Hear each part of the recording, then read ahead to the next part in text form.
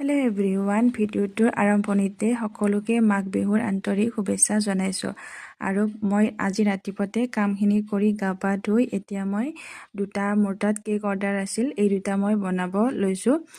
কিয়নো এই দুটা কেকে ইভিনিং লাগিব বুলি কৈছিল আৰু এই বনাই থকা কেকটো আজি মোক 4 দিন আগতে অৰ্ডাৰ কৰিছিল আৰু তেওঁলোকে পইচাও মোক দি থৈ দিছিল গোটেইখিনি পইচা, যে কিন্তু তুমি ডেলিভাৰী দিব লাগিব বুলি কৈছিল। তো মই সেইকাৰণে কেকটো বনাইছোঁ। যিহেতু এইটো কেক মই 2টামান বজাত বনাইছোঁ, 4টামান বজাত তেওঁলোকে লাগিব বুলি কৈছিল।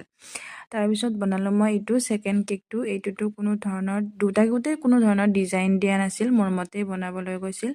এইটো মোক যোৱাকালি ৰাতি অৰ্ডাৰ আহিছিল। তো ½ কিলো, দুটাই ওজন আছিল ½ কিলো আৰু মই এইটো এনেকৈ বনাই দিলোঁ। এইটো এগৰাকী ছোৱালীয়ে তাইৰ বেষ্ট ফ্ৰেণ্ডৰ বাৰ্থডেৰ বাবে এই কেকটো অৰ্ডাৰ কৰিছিল। আৰু এই কেক বনোৱাৰ মাজতে মই হালোৱাও বনাই আছিলোঁ আৰু এয়া মোৰ হালোৱা ৰেডি হৈ গ'ল। খাবলৈ ভালে হৈছিল।